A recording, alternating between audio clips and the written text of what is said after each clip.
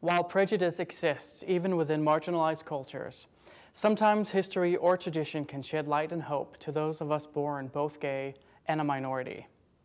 For Native Americans, the Two-Spirit tradition passed down by sympathetic elders offers pride and inspiration. Recently, a group of men and women spoke at the center, sharing their stories on a panel they called Beyond Beads and Feathers.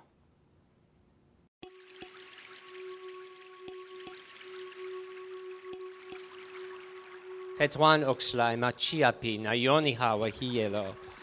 Haukamamutamua. Tokashila and Shila Pila, Tokashila Maki Madakwase.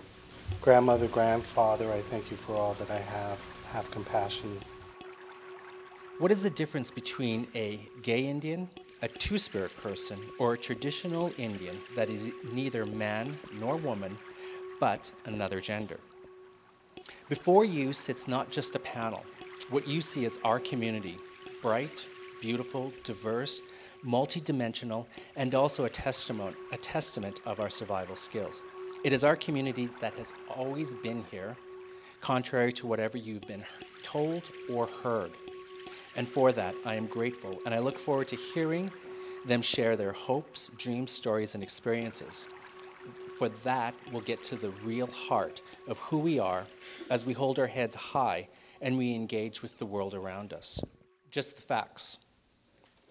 There are roughly 87,000 Native Americans living in the tri-state area, the largest population of urban Indians in the country.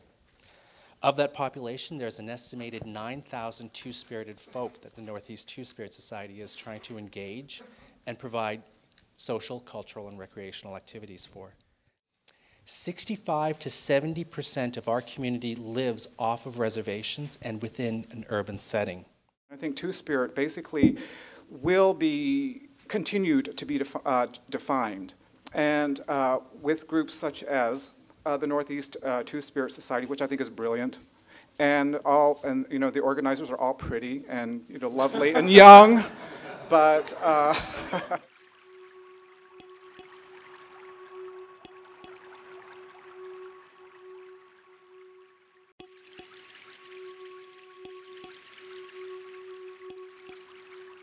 If you're born as a male, you have both of these spirits in you. As a female and a male spirit, they're both there.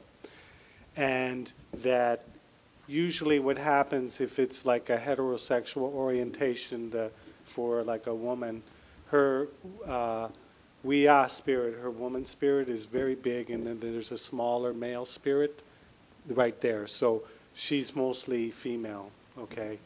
And she's seeking male. And it's the same way for the heterosexual male. Wichasha is bigger than the Wiya, and always seeking the female. With two-spirit people, it's supposed to be that the spirits are the same size, and that one doesn't overpower the other.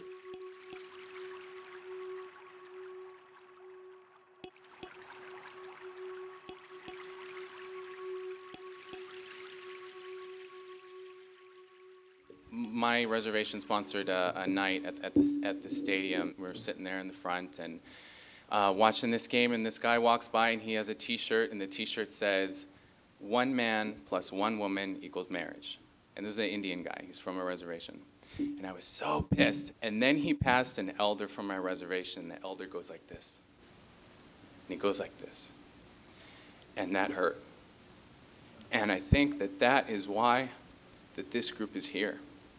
Because when our reservations, or when our people, when we get shunned on our reservations, when we get shunned by our people, we need to have a place that's safe. That generation that I imagine that elder was from was probably about my age.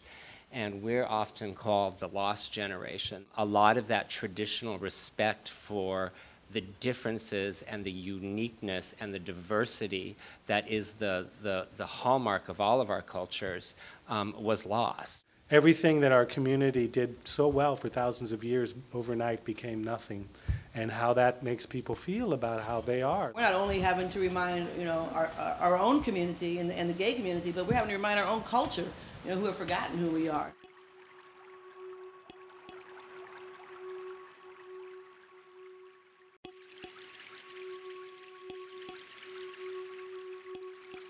I'm just so grateful for the strength of the people who came before me to walk the Trail of Tears and survive and thrive. Native American religion was not legal in this country until 1978. A Cree elder there, and he did a two-spirit ceremony with us that he said hadn't been done in 200 years, but yet it had still been passed down in secret. I'm just so grateful for people to hold on to that and keep that alive for us today. And he said that he wanted to teach it to us because he had seen the pain of his gay grandchildren and wanted to offer them something for healing.